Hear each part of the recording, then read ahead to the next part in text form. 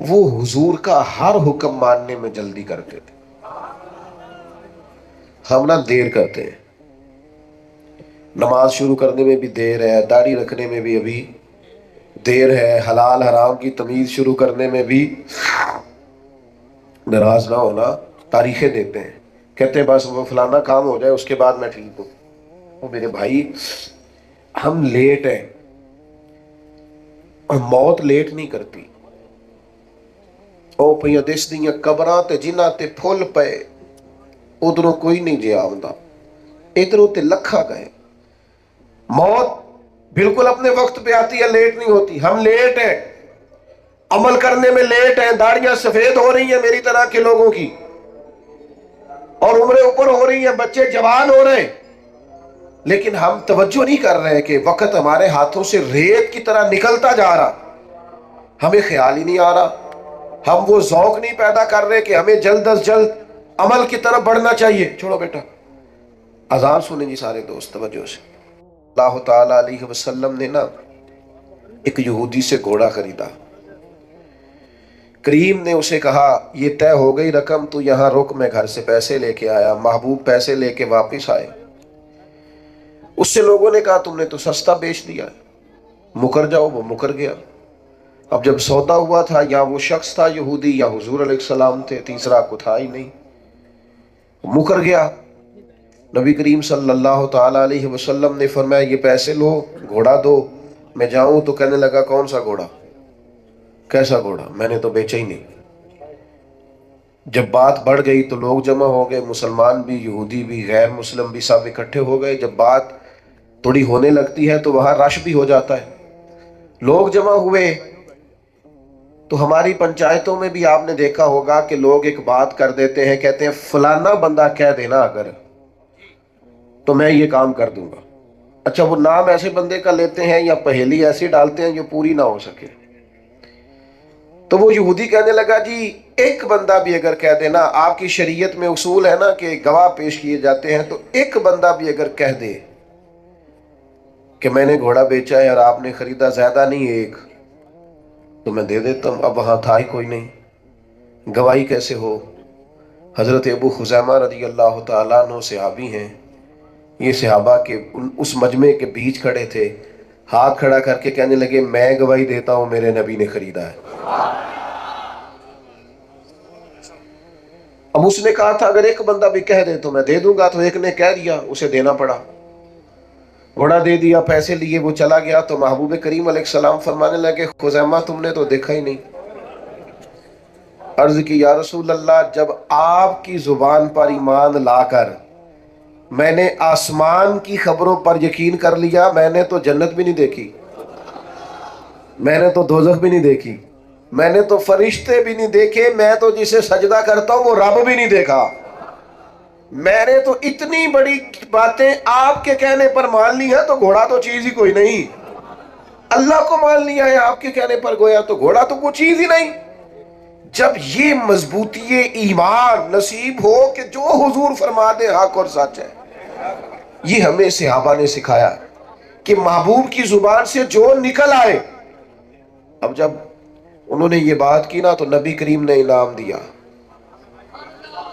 سرکار نے ان کا ہاتھ پکڑا اور پکڑ کے بلند کر کے فرمایا بھئی جہاں گواہیوں کی ضرورت ہو نا، جہاں بھی 2 گواہ چاہیے ہوں گے، لیکن فرمایا جہاں ابو خزیمہ موجود ہو، ایک کی گواہی 2 کے برابر ہوگی.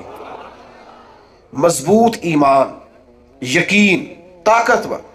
یہ جو ہمارے ہاں مزاج بن گیا نا، طبیعت بن گئی ہے کہ ڈاکٹروں کی باتوں پر تو یقین ہے، مالدار کوئی وعدہ کر لے تو دل کو تسلی ہے، کوئی امیر آدمی کہہ دے کہ اب آپ فکر نہ کریں تو پھر تو فکر چلی گئی. لیکن معاذ اللہ ثم معاذ اللہ. میرے بھائی آپ بیچ میں سے بیٹھ جائیں نا، آپ کی وجہ سے پچھلوں کو نظر نہیں آ رہا، جلدی سے بیٹھے، پیچھے دیکھے نہیں، بیٹھے. آپ تو بڑے پیارے لوگ ہیں، بیٹھ جائیں جی، جلدی سے بیٹھ جائیں. ماشاءاللہ آپ دیکھیں نا، آپ کا تو ڈبل مجمع ہے اور آپ نے کھڑے کر کے اسے 2 حصوں میں بانٹ دیا ہے. بیٹھ جائیں، آپ بھی بیٹھ جائیں بھائی جان، اللہ آپ کو سلامت رکھے. یہ دیوار کے ساتھ کھڑے، بیٹھ جائیں، سلامتی، اللہ برکت دے آپ کو. سنو میرے عزیزوں، یاد رکھنا مضبوط ایمان. یہ کمزور باتیں چھوڑ دیں کہ دنیا داروں کی باتوں پر تو یقین کرنا، رب رسول کے وعدوں پر معاذ اللہ. مضبوط. حضرت مولا علی شیر خدا ایک دفعہ بڑے بیمار ہو گئے تھے، بڑے علیل ہو گئے تھے. تو کچھ لوگ تیمارداری کرنے آئے تو شیر خدا کی محبت میں رو پڑے. حضور یہ تو بڑی سخت کمزوری ہے. تو آپ نے فرمایا فکر نہ کرو مجھے کچھ بھی نہیں ہوگا. انہوں نے کہا کیوں؟ فرمانے لگے میں نے بیماری سے جانا ہی نہیں دنیا سے. انہوں نے کہا اس کی وجہ؟ انہوں نے کہا وجہ یہ ہے کہ ساڈے نبی دی زبان ساڈے واسطے قرآن. یہ موبائلوں والے بچے پھر بیچ کھڑے ہو گئے. اور بیٹا نیچے بیٹھ جاؤ جلدی سے, اللہ آپ کو سلامت رکھے, فٹافٹ بیٹھو. نبی کریم کی زبان, سرکار تشریف لائے تھے. مولا علی فرماتے ہیں میں ایک دفعہ بیمار تھا تو حضور تیمارداری کرنے آئے. تو میں نے عرض کی حضور شدید بیمار ہوں دعا فرمائیے گا. تو نبی کریم نے فرمایا علی آپ کو کچھ بھی نہیں ہوگا. آپ کی تو داڑھی مبارک خون سے رنگین ہوگی, پھر آپ دنیا سے جائیں گے. معنی کیا ہے؟ بیماری سے نہیں جائیں گے, زخم لگے گا, شہادت ہوگی, میدان میں جائیں گے. تو حضرت علی کہنے لگے بے فکر ہو کے جاؤ, یہ میرے محبوب کا فرمان ہے. جو دن کو کہہ دیا دن ہے تو دن نکل آیا, جو شب کو کہہ دیا شب ہے تو رات ہو کے رہی. اور خدا نے ان کی زبان کو وہ اختیار دیا جو نکلی منہ سے ان کے وہ بات ہو کے رہی. مجھے کچھ بھی نہیں ہوگا تم جاؤ. تو میرے عزیز ایک تو ایمان مضبوط تھا ان لوگوں کا, یقین مضبوط تھا, طاقتور تھا. ہمارے ہاں نا سب سے پہلے ہمیں اللہ پر, آخرت پر, اپنی آنے والی نسل کو مضبوط ایمان دے کے جانا, عقائد اہل سنت کی پابندی دے کے جانی. جب ان کے یقین مضبوط ہوں گے, عقیدے مضبوط ہوں گے تو عمل کرنا آسان ہوگا. دوسری بات جو صحابہ میں بڑی زیادہ پائی جاتی ہے, جو ہم نے ان سے سیکھنی ہے, صحابہ اور اہل بیت میں, وہ حضور کا ہر حکم ماننے میں جلدی کرتے تھے. ہم نہ دیر کرتے ہیں, نماز شروع کرنے میں بھی دیر ہے, داڑھی رکھنے میں بھی ابھی دیر ہے, حلال حرام کی تمیز شروع کرنے میں بھی. ناراض نہ ہونا, تاریخیں دیتے ہیں, کہتے ہیں بس وہ فلانا کام ہو جائے اس کے بعد میں ٹھیک ہوں. وہ میرے بھائی ہم لیٹ ہیں, اور موت لیٹ نہیں کرتی. او پہ دس دیاں قبراں تے جنہاں تے پھول پے, ادھروں کوئی نہیں جے آوندا, ادھروں تے لکھا گئے. موت بالکل اپنے وقت پہ آتی ہے, لیٹ نہیں ہوتی. ہم لیٹ ہیں, عمل کرنے میں لیٹ ہیں. داڑیاں سفید ہو رہی ہیں میری طرح کے لوگوں کی, اور عمریں اوپر ہو رہی ہیں, بچے جوان ہو رہے ہیں, لیکن ہم توجہ نہیں کر رہے کہ وقت ہمارے ہاتھوں سے ریت کی طرح نکلتا جا رہا. ہمیں خیال ہی نہیں آ رہا, ہم وہ ذوق نہیں پیدا کر رہے کہ ہمیں جلد از جلد عمل کی طرف بڑھنا چاہیے. چھوڑو بیٹا, اذان سنیں جی سارے دوست توجہ سے. تو صحابہ لیٹ نہیں تھے, وہ ان کو جلدی تھی کہ حضور کا حکم آیا ہے, جلدی جلدی مانو, جلدی جلدی, لیٹ نہ کرو. حضرت سیدنا انس بن مالک رضی اللہ تعالیٰ عنہ فرماتے ہیں ایک صحابی اپنی چھت پر تھے, دیواریں اونچی کر لی تھی اور چھت تعمیر کر رہے تھے مکان. تو قریب سے ایک دوسرے صحابی گزرے تو انہوں نے پوچھا کہاں سے آ رہے ہو؟ میں تو جلدی آ گیا تھا مسجد سے, تم کہاں سے آ رہے ہو؟ کہا میں بیٹھا تھا حضور کی خدمت میں. تو کہا کوئی نئی آیت تو نہیں آئی؟ انہوں نے کہا آیت تو آئی ہے. کہا کون سی؟ فرمایا آیت آئی ہے اقترب للناس حسابهم وهم فی غفلۃ معرضون. اللہ فرماتا ہے لوگوں کے حساب کا وقت قریب آ گیا ہے, اور وہ بھی غافلوں میں, غفلت میں منہ پھیرے ہوئے. کہتے ہیں یہ آیت سنا کے وہ صحابی آگے بڑھے تو پیچھے سے کسی کے گرنے کی آواز آئی, پلٹ کر دیکھا تو وہ جو چھت پہ تھے انہوں نے چھلانگ لگا دی. کہا مکان نہیں بنانا؟ فرمایا اب کون سا مکان, آپ نے خود ہی تو آیت سنائی ہے کہ حساب کا وقت آ گیا, اب حضور کی بارگاہ میں جاؤں گا. وہ جلدی کرتے تھے, عمل کرنے میں جلدی, فٹافٹ کرتے تھے, لیٹ نہ ہو جائیں, جلدی کریں. فاستبقوا الخیرات, نیکیوں میں ایک دوسرے سے آگے بڑھ جاؤ, لیٹ نہ ہو جانا. وہ جلدی کرتے تھے. ہم نیکی کے معاملے میں لیٹ ہیں, دنیا کے معاملے میں جلد باز ہیں. پتہ چل جائے فلاں ہمارا کام دنیاوی جلدی ہونے لگا تو دوڑتے ہیں. صحابہ, حضرت جابر ابن عبداللہ فرماتے ہیں بخاری میں موجود ہے, صحابی کھجور کھا رہے تھے, کھجور کھا رہے تھے, احد کا میدان تھا. عرض کرنے لگے یا رسول اللہ صلی اللہ تعالی علیہ وسلم اگر میں اس میدان میں شہید ہو جاؤں تو کہاں جاؤں گا؟ تو میرے کریم نے فرمایا اللہ اپنے فضل سے جنت دے گا. جتنی کھجور کھائی تھی کھا لی, باقی منہ سے نکال دی, تلوار لی, میدان میں گھس گئے, جہاد کیا شہید ہو گئے. معنی کیا ہے؟ کہتے میں جنت میں جانے میں اتنی دیر بھی نہیں کرنا چاہتا جتنی کھجور کھانے میں دیر لگتی ہے. او میرے بھائیوں لیٹ بڑے ہیں. صحابہ نے جلدی کی، جلدی، اسی لیے لاکھوں مربع میل پر حکومت کی انہوں نے، وقت کو ضائع نہیں کیا. وہ موبائل لے کے بیٹھے ہیں، وہ سو رہے ہیں، وہ گپے لگ رہی ہیں، وہ کھانے جا رہے ہیں، وہ سیر کرنے جا رہے ہیں. یہ ان کے پاس ٹائم نہیں تھا. وقت فرصت ہے، کہاں کام ابھی باقی ہے، نور توحید کا اتمام ابھی باقی ہے. ان لوگوں نے کام کیا ہے، وہ حضور کا حکم ماننے میں جلدی کرتے تھے. ہم لیٹ ہو گئے ہیں. اٹھ فریدہ ستے آؤ، داڑھی آ گئی پور، اگا تے نیڑے آ گیا تے پچھا تے رہ گئی دور. تے کدے اٹھ نہ فریدہ ستے آ تے چاڑو دے نہ مسیت. اوے تو ستے رب جاگدا تیری ڈاڈے نال پریت. اٹھ نہ فریدہ ستے آ تے چل میلہ ویکھن جا. او متے کوئی مل جائی بخشیا تے تم ہی بخشیا جا. وہ لیٹ ہیں بھائی، ہم لیٹ ہیں. ہم نہ بہانے کرتے ہیں. ہم آپ ان لوگوں کی زندگیاں دیکھیں، انہیں جلدی ہے، آگے بڑھنا ہے اور تیزی سے دین کا کام کرنا ہے اور میدان میں نکلنا ہے اور جدوجہد کرنی ہے. ہم لیٹ ہیں، ہم سمجھتے نہیں چیزوں کو. ہم حضور کے غلام ہیں نا. جلدی جلدی بولیں. تو غلام غلامی کرتے ہیں کہ بہانے کرتے ہیں؟ بولتے نہیں، آپ ناراض ہیں. آپ نے غلام رکھا، خادم رکھا ہوا آپ نے غلام ملازم. آپ اسے کہیں جا دکان سے دوڑ کے چینی لے آ، وہ کہے جلدی کیا ہے، ٹھہر کے لے آؤں گا. قبول ہے؟ تو یہ تسی آنکھو کہ میں روز یہاں تو نماز شروع کرنی. یہ قبول ہے؟ عمرہ کارا ماں پھر میں نیکیاں، یہ قبول ہے؟ آپ کہیں خادم سے کہ جناب لو یہ 10 کلو آٹا لے آؤ، تو وہ آپ سے کہیں جناب 10 کلو کیا کرنا ہے، کیا ضرورت ہے، پہلے دانائی بتائیں تو آپ بتائیں گے.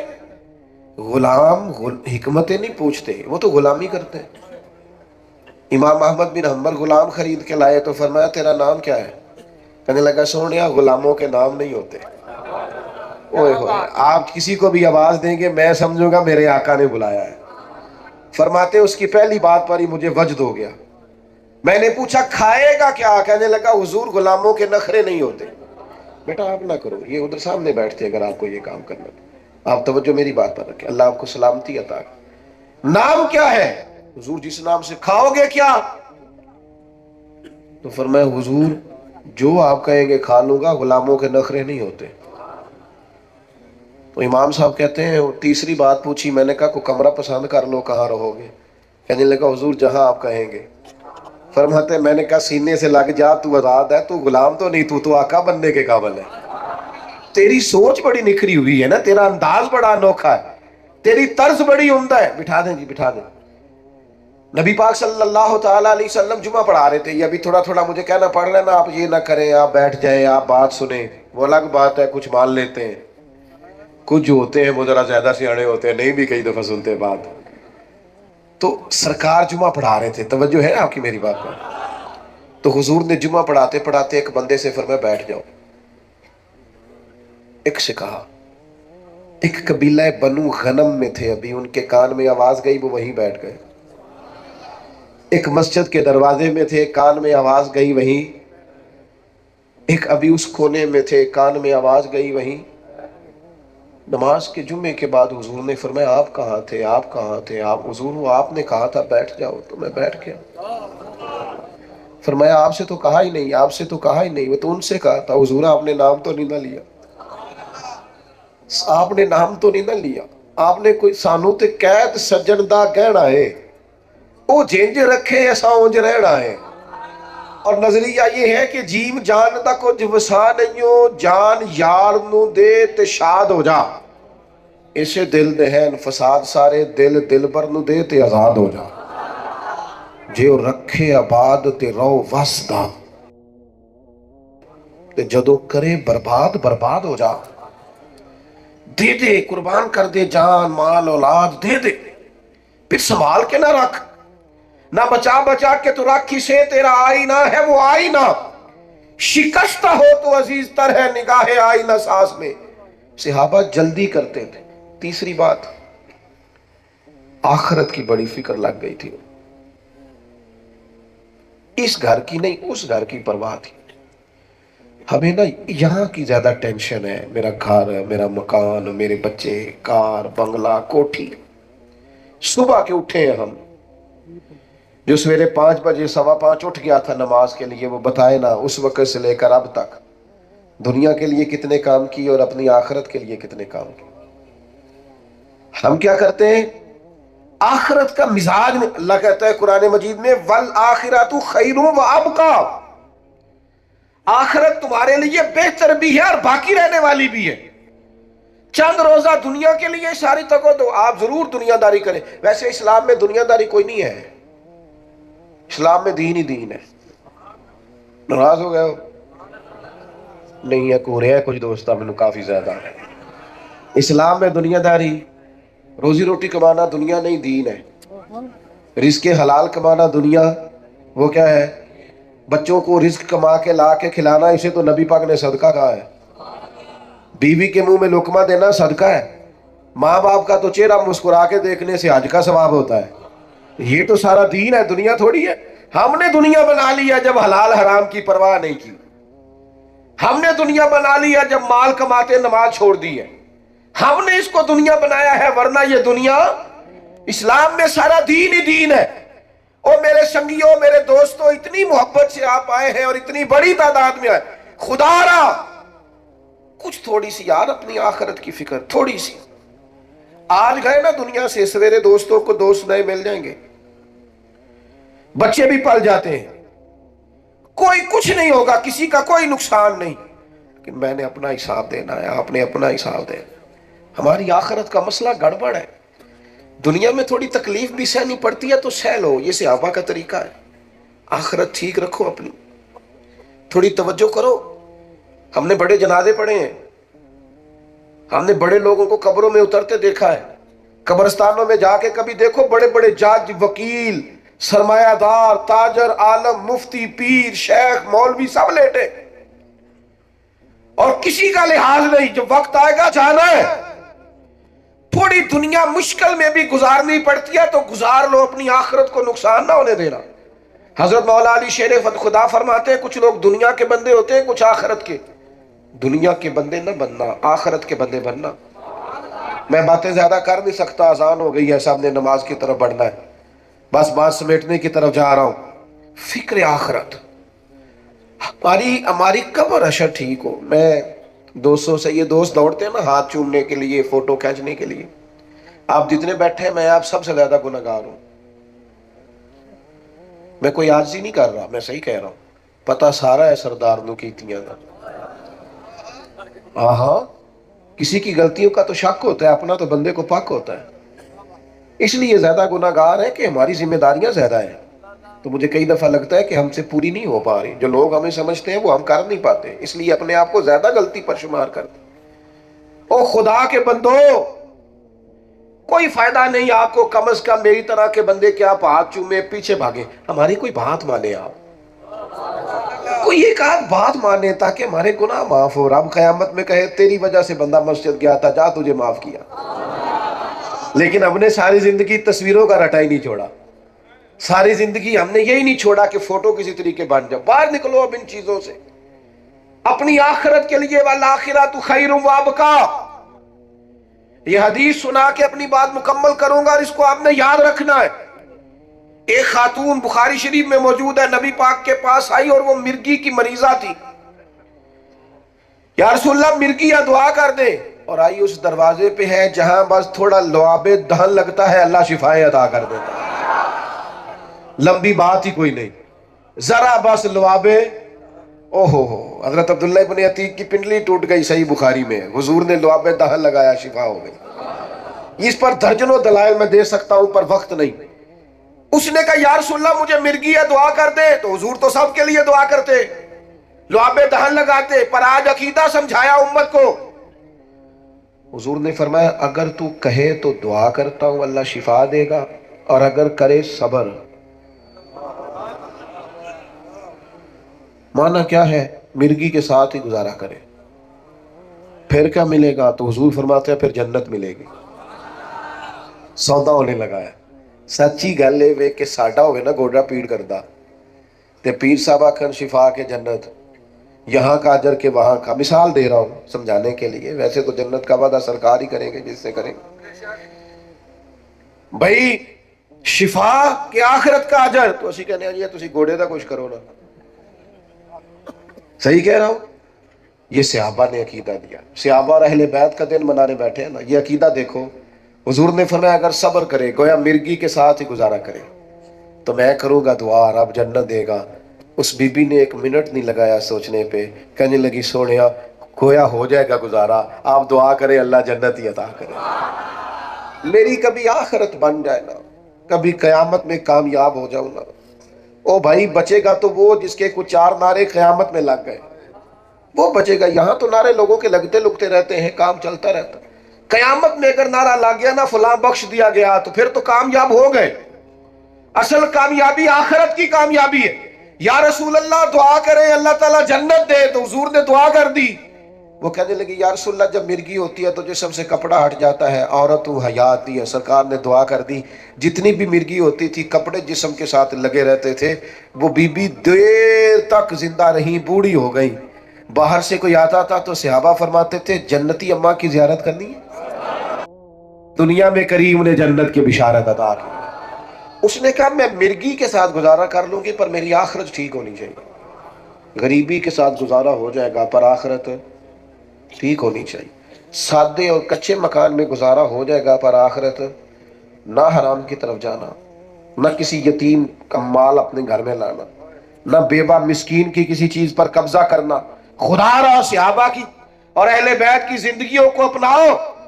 किसी के घर से रोशनी छीनकर अपने घर में उजाले नहीं होते। किसी के बच्चे अगर रुला दिए तो अपने कभी नहीं हंस सकते। किसी का घर उजाड़ के अपना घर कभी आबाद नहीं होता। आओ मुसलमानों वापस लौटे उस तरफ जो हमारे नबी ने हमें सिखाया है।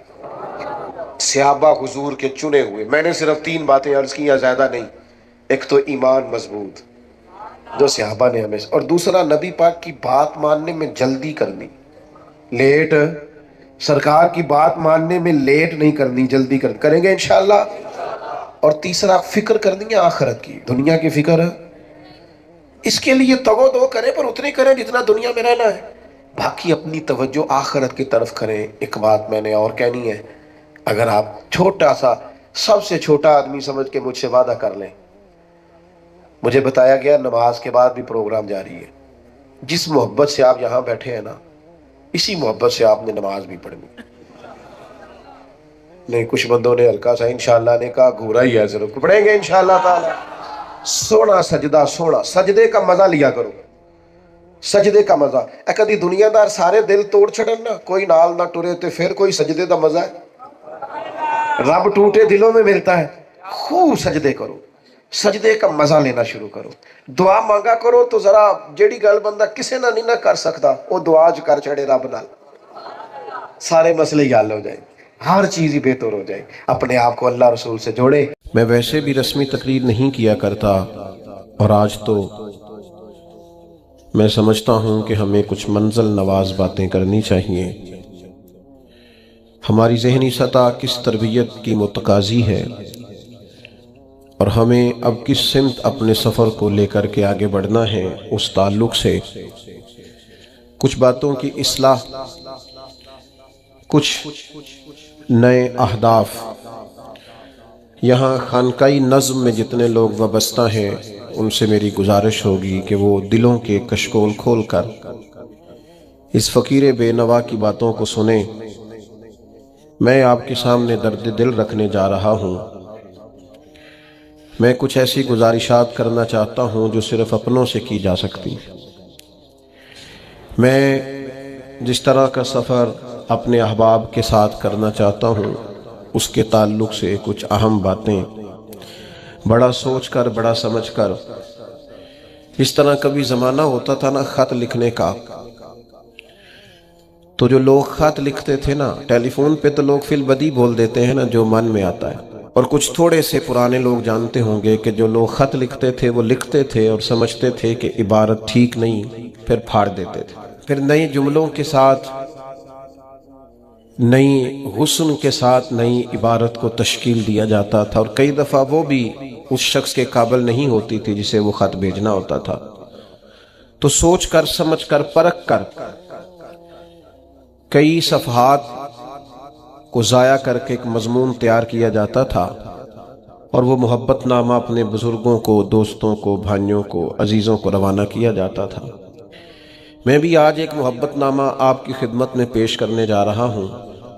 قرآن مجید سے میں نے ایک آیہ کریمہ تلاوت کی ہے۔ اللہ کریم نے فرمایا وَمِنَ النَّاسِ مَن يَشْرِي نَفْسَهُ ابْتِغَاءَ مَرْضَاتِ اللَّهِ، فرمایا کوئی آدمی ہے جو اپنی جان ہی بیچ دیتا ہے، اپنی جان ہی بیچ دیتا ہے۔ کوئی شخص کس رستے میں بیچ دیتا ہے؟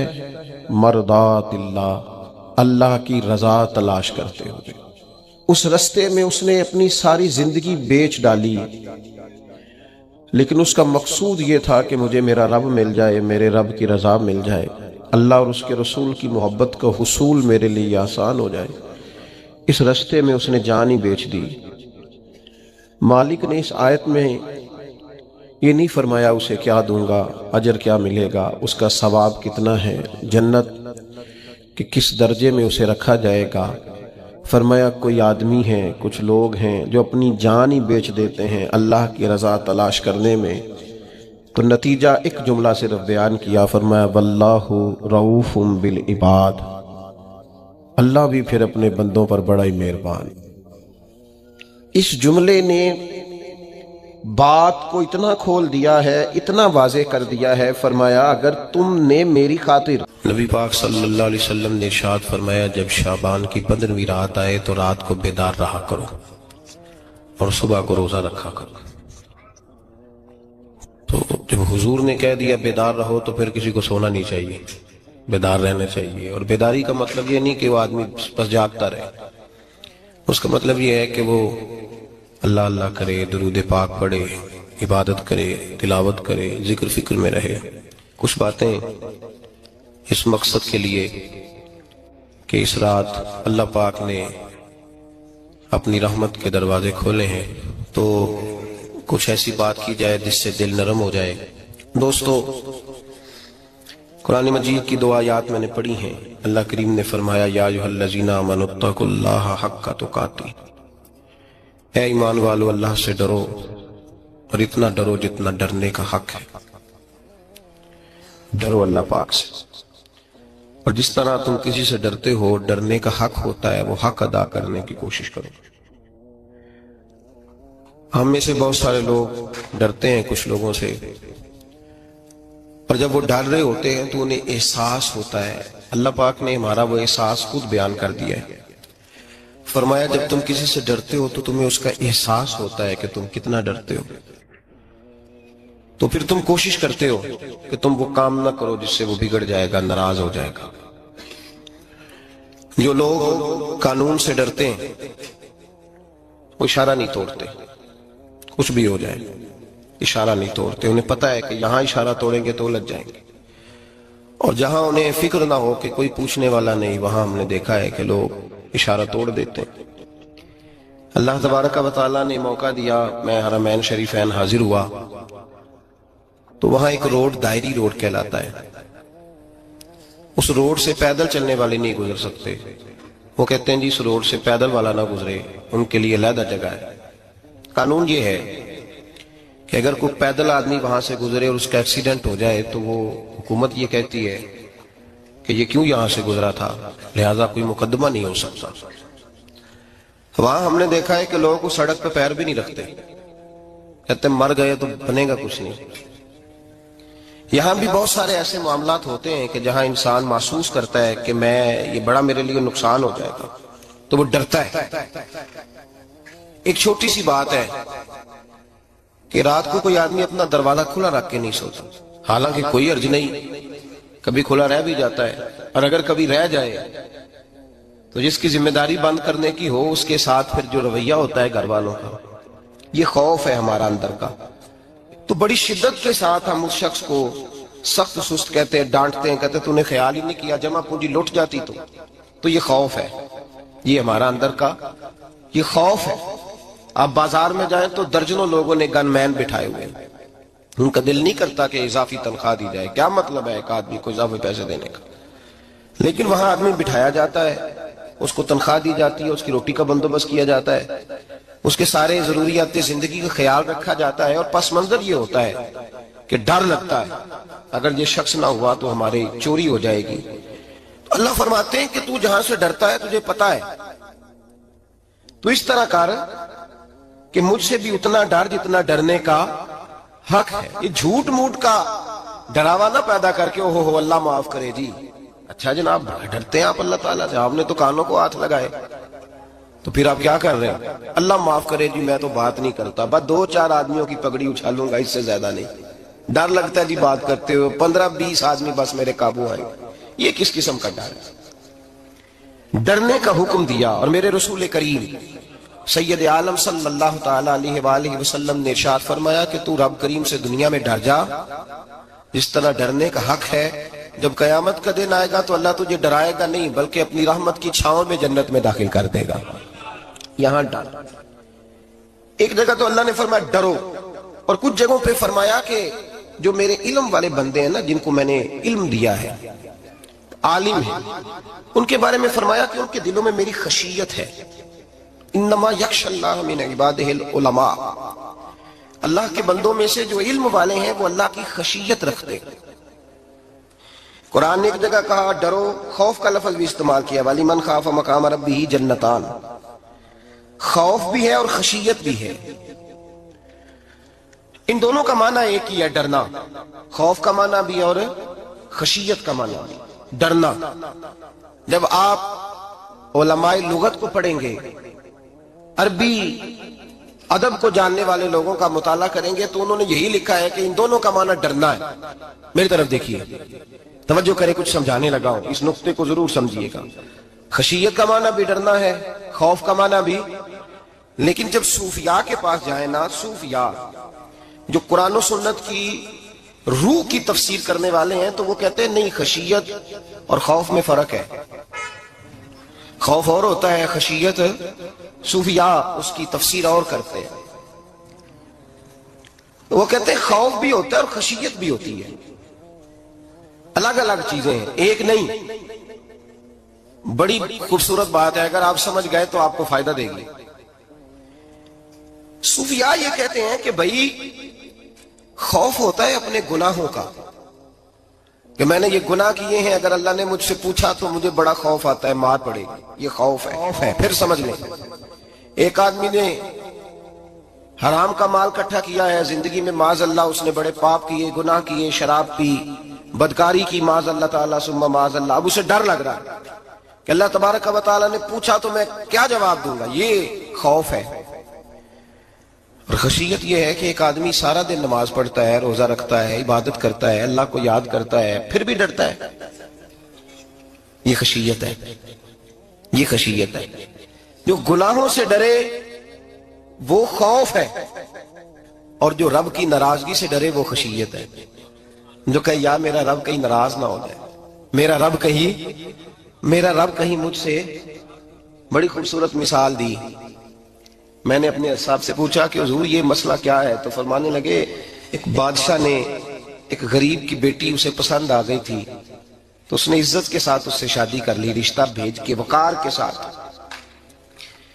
بیٹی کا باپ اپنی بیٹی کے مقدر پر رشک کرنے لگا کہ میری بیٹی کو بادشاہ نے پسند کیا ہے، بادشاہ کے شہزادے نے رشتہ بھیج دیا ہے۔ شہزادہ بیاہ کے لے گیا بیٹی کو، 20 کنیزائیں، نوکرانیاں اس عورت کی خدمت کرنے پہ لگی ہوئی ہیں، توجہ ہے، اس کا ہر حکم ماننے کو تیار ہے، لیکن وہ بی بی سویرے بھی رو پڑتی ہے اور شام کو بھی رو پڑتی ہے، وہ روتی رہتی ہے۔ اس سے کسی نے پوچھ لیا کہ بی بی تو روتی کیوں ہے، 20 کنیزائیں ہیں، گھر میں سکون ہے، ہر شے ہے، تو روتی کیوں ہے؟ تو وہ کہنے لگی اصل بات یہ ہے کہ جو کچھ مجھے ملا ہے میں اس کے قابل نہیں تھی، تو میں ڈرتی ہوں میرا سائیں کہیں ناراض نہ ہو جائے، وہ ناراض نہ ہو جائے، میں قابل نہیں تھی، میری اوقات نہیں تھی، یہ من آنم کے من دانم، میں جو ہوں اس کا مجھے پتا تو ہے، اس نے میری حیثیت سے، میری اوقات سے، میرے ظرف سے، میری محنت سے بڑا بڑھ کے مجھے عطا کر دیا، میری چونکہ اوقات سے زیادہ دے دیا تو میں ڈرتی ہوں وہ ناراض نہ ہو جائے، کہیں میری یہ کھیل، یہ جو میں نے گھونسلہ بنایا ہے، یہ کہیں میرا ٹوٹ نہ جائے۔ میرے بھائی، میرے رسول کریم سید عالم صلی اللہ علیہ وسلم کے امت کے اولیاء، صلحاء، صوفیاء، اتقیاء، صحابہ، اہل بیت، یہ لوگ جب روتے تھے تو یہ کوئی اس لیے نہیں روتے تھے کہ یہ آج دوپہر کو چینی میں ملاوٹ کر کے آئے ہیں تو اس لیے رو رہے ہیں رات کو، اس لیے نہیں روتے تھے کہ آج انہوں نے جو شکر بیچی ہے اس شکر کے اندر بورا ملایا ہوا تھا، اس لیے نہیں رو رہے کہ آج 10 15 20 لاکھ رشوت کا مال بینک میں جمع کر، اس لیے تھوڑی روتے تھے، یہ تو اس لیے روتے تھے کہ اللہ تو نے بڑا کچھ عطا کیا ہے، کہیں ہم سے ناراض نہ ہو جانا، یہ تو اس کی خشیت میں رو رہے تھے۔ حضرت داؤد طائی رحمت اللہ تعالی علیہ، حضرت امام جعفر صادق جو نبی پاک صلی اللہ علیہ وسلم کے نواسے، جناب داؤد طائی کی ملاقات ہوئی تو امام جعفر صادق حضور کے نواسے عرض کرنے لگے، داؤد طائی یار میری بخشش کی دعا کرنا، رب مجھے معاف کر دے۔ تو حضرت داؤد طائی رحمت اللہ علیہ فرمان لگے، امام صاحب آپ حضور کے نواسے ہیں، میں نے دعا کرنی ہے کہ آپ نے میرے لیے کرنی ہے؟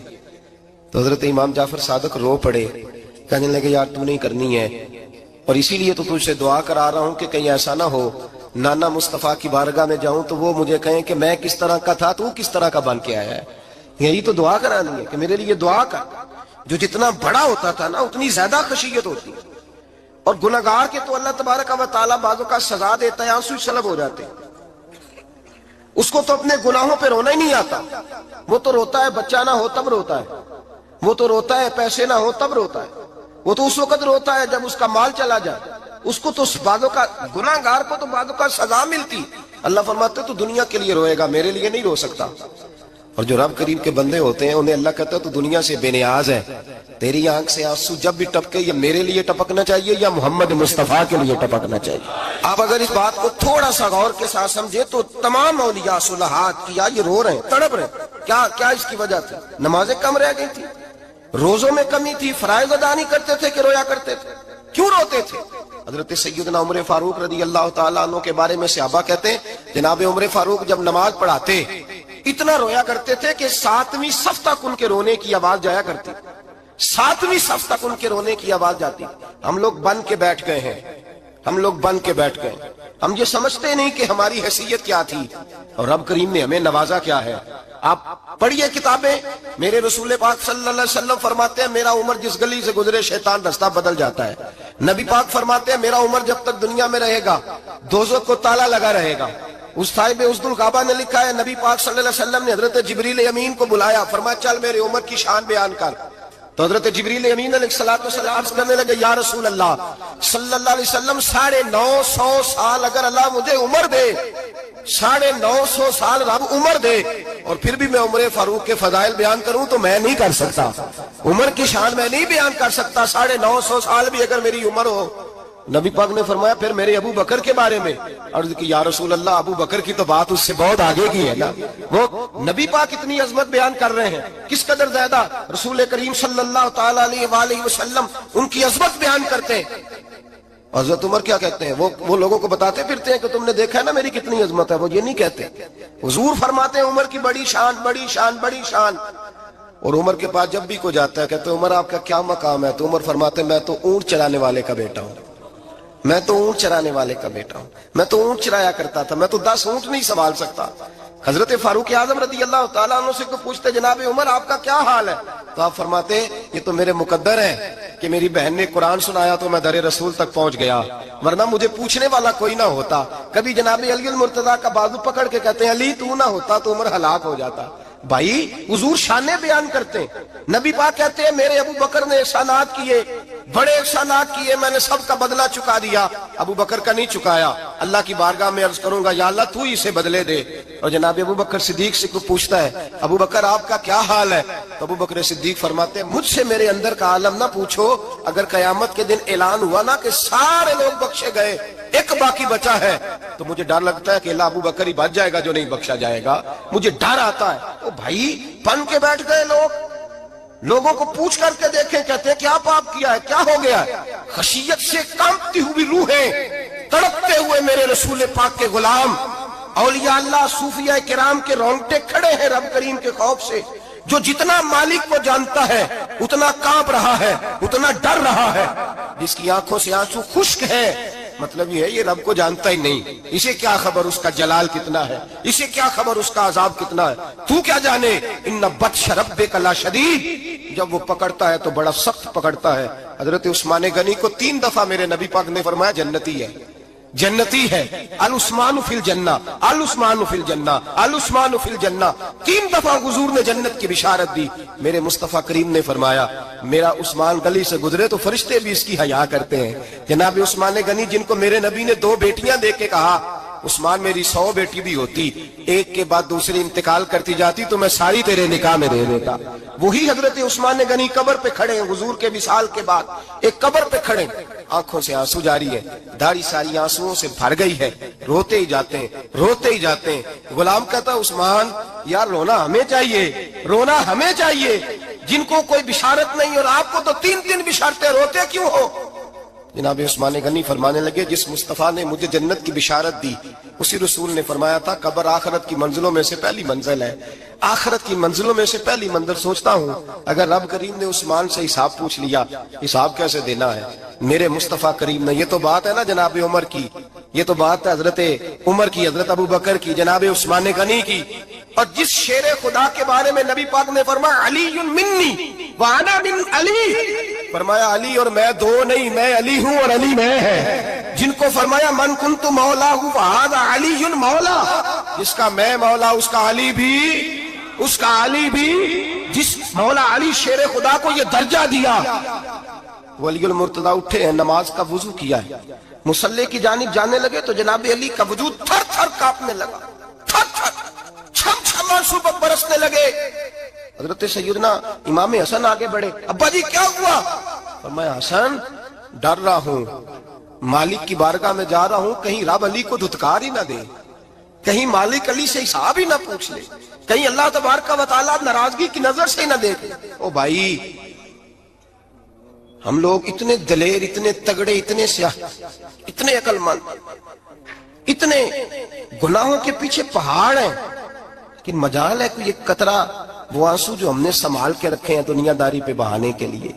کبھی اپنا حساب کر، کبھی سوچ۔ روز شکوہ کرتا ہے، کہتا ہے میرے پاس پیسے نہیں، گاڑی نہیں، کار نہیں، کوٹھی نہیں، سرمایہ نہیں۔ کبھی سوچ جو کچھ ہے اگر رب کریم میرے اور آپ کے اعمال دیکھے تو ہماری حیثیت ہے کہ وہ سارا کچھ ہمیں دیا جاتا، ہماری اوقات تھی کہ وہ ہمیں دیا جاتا جو اس نے دیا ہے۔ ٹٹول کے دیکھیں، عمر گزر گئی شکوے کرتے، ذرا پلٹ کے دیکھیں، اگر ہمارے گناہ اور ہماری نیکیاں اکٹھی کی جائیں تو ہم جزا والے نہیں سزا والے نکلتے ہیں معاذ اللہ۔ محمود غزنوی بڑا پیار کرتے تھے ایاز کے ساتھ، بڑا پیار کرتے تھے، نوازا کرتے تھے، روز کوئی نہ کوئی تحفہ ملتا تھا ایاز کو۔ کچھ حسد کرنے والوں نے کہا محمود تو اسے تحفے دیتا ہے اور یہ جنگل میں اسلحہ اکٹھا کر رہا ہے، یہ تیرے خلاف علیحدہ سے فوج تیار کر رہا ہے، کچھ وقت آئے گا یہ تجھے چھوڑ کے علیحدہ سے بادشاہی کا دعویٰ کر دے گا۔ محمود غزنوی کہنے لگے یہ کس طرح کی بات؟ کہا تمہیں پتہ ہے کہ ایاز عصر سے لے کر عشاء تک کہاں رہتا ہے؟ محمود کہنے لگے یار واقعی میں نے کبھی پوچھا تو نہیں، شک کا بیج بو دیا، شک کا بیج بو دیا۔ محمود غزنوی کہنے لگے اچھا آج میں پیچھا کروں گا، تفتیش کروں گا، تحقیق کروں گا کہاں جاتا ہے، تحقیق کروں گا۔ محمود غزنوی نکلے پیچھا کرنے۔ عصر کے بعد ایاز نے جنگل کا رخ کیا، محمود بھی پیچھے پیچھے ہو لیے۔ کہتے ہیں جنگل کے بیچ جا کے ایک جھونپڑی آئی، اس جھونپڑی کے اندر ایاز گئے، دروازہ کھولا، اندر چلے گئے۔ مجھے بڑا غصہ تھا کہ ہر بات مجھے بتاتا ہے، یہ کیوں نہیں بتائی؟ جب ایاز اندر گئے تو میں نے زور زور سے دروازہ کھٹکھٹایا غصے کے ساتھ۔ ایاز نے دروازہ کھولا، باہر آئے، میں نے کہا پیچھے ہٹ۔ ایاز پیچھے ہٹے تو میں اندر چلا گیا۔ محمود کہتے ہیں جب میں اندر گیا تو میں نے اس جھونپڑی میں ایک پرانا کرتا لٹکا ہوا دیکھا، ایک ٹوٹے ہوئے جوتے پڑے ہوئے دیکھے، ایک چھوٹا سا ڈنڈا دیکھا، ایک مٹکا، ایک پیالہ دیکھا۔ میں نے ساری تلاشی لی تو چند ٹوٹی پھوٹی پرانی چیزیں۔ میں نے کہا یاز یہ کیا ہے؟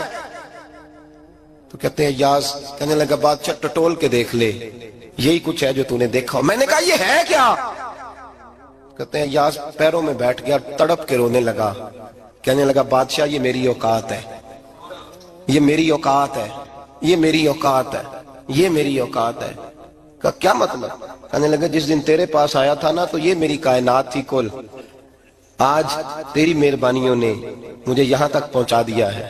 میں جو تیرا غدار نہیں نہ ہوتا، میں جو تیری نافرمانی نہیں کرتا، اس لیے نہیں کرتا کہ میں ہر شام آ کے اپنی اوقات یاد کرتا ہوں، اور پھر مجھے روز رات کو میرا نفس کہتا ہے اس کا وفادار رہنا، اس کا وفادار رہنا.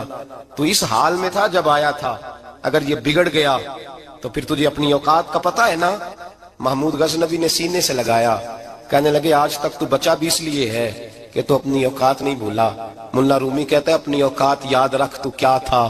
تجھے ایک رات سونے نہ دے تو اپنی ٹانگوں پہ کھڑا نہیں ہو سکتا. تیری وہ آنکھ لے جائے تو کچھ نہیں کر سکتا. وہ تجھے معذور کر دے تو کچھ نہیں کر سکتا. 30 سال کے اونچے 7 فٹ قد کے جوان اس نے فالج زدہ کر کے اسپتالوں میں ڈال دیے، وہ کچھ نہ کر سکے. بڑے بڑے پہلوان جو کہتے تھے کہ ہم اٹھے تو دنیا اٹھتی ہے، اس نے پھینک دیے من و مٹی کے نیچے، کچھ نہ کر سکے. اپنی حیثیت نہ بھول. میرے رسول کریم سید عالم صلی اللہ علیہ وسلم نے فرمایا 2 باتوں میں لوگ دھوکے میں ہیں، دھوکے میں ہیں، دھوکے میں ہیں، دھوکے میں. یا رسول اللہ کون سی؟ فرمایا جو صحت مند ہے وہ دھوکے میں ہے. وہ سمجھتا ہے میں کبھی بیمار ہی نہیں ہوں گا، مجھے روز اسی طرح نیند آئے گی جس طرح اب آتی ہے، میں روز اسی طرح اٹھوں گا جیسے اب اٹھتا ہوں، میں جتنا ہی لمبا چوڑا رہوں گا جس طرح آج ہوں، میرا حسن اسی طرح قائم رہے گا جیسے آج ہے. تو دھوکے میں ہے، دھوکے میں. بڑے بڑے آئے اور بڑے بڑے مٹی کا ڈھیر ہو گئے، فنا ہو گئے. کل من علیہ فان، فنا ہو گئے، کوئی پوچھنے والا نہ رہا. اور میرے رسول پاک نے فرمایا جو فارغ ہے، جن کو رب نے اپنی عبادت کے لیے فارغ کیا، اپنے دین کی نوکری کے لیے فارغ، وہ بھی دھوکے میں ہیں، وقت ضائع کر رہے ہیں، چوک اور چوراہے میں کھڑے ہیں. میرے بھائی جب اپنی حیثیت انسان بھولتا ہے، حیثیت بھولتا ہے، پھر وہ شکوہ کرتا ہے. جب اپنی اوقات بھولتا ہے پھر شکوہ کرتا ہے. جب وہ بھول جاتا ہے کہ میں کیا تھا پھر وہ شکوہ کرتا ہے. حضرت سیدنا امام احمد رحمۃ اللہ علیہ بازار میں کھڑے تھے تو بادشاہ کا بیٹا گزرا، اکڑ کے گزرا. آپ نے بازو پکڑ کے کھینچا، فرمایا جا کے اپنی ماں سے پوچھ اور اپنے باپ سے پوچھ تیری اوقات کیا ہے. اکڑ کے چلتا ہے، جا پوچھ ان سے تیری حیثیت کیا ہے. حضرت جناب سیدنا امام احمد نے ڈانٹا تو واپس آیا، آگے کہنے لگا ابا وہ امام کیا کہتا تھا کہ میری اوقات کیا ہے، کیا اوقات ہے میری. تو باپ اور ماں دونوں گھورنے لگے، کہنے لگے بیٹے ہمارے پاس دولت بھی تھی، گھر بھی تھا، مکان بھی تھا، جائیدادیں بھی تھی، بادشاہت بھی تھی، پر ہم دنیا کے دروازوں سے بھیک مانگ مانگ کے تھک گئے تھے. عرش کا مالک ایک بیٹا عطا نہیں کرتا تھا، ایک بیٹی نہیں دیتا تھا. تڑپ گئے تھے، روتے تھے، سسکتے تھے. پھر وہی امام احمد جنہوں نے آج تجھے گلی میں کھڑا کیا ہے اس کے دروازے پہ جا کے بیٹھ گئے. ہم نے کہا رب ناراض ہو گیا، دعا کرو ہم سے راضی ہو جائے، چلو زیادہ نہیں ایک لال ہی ہمیں دے دے. کہ امام احمد دعائیں کیا کرتے تھے تو تب اللہ پاک نے تو ہمیں عطا کیا تھا.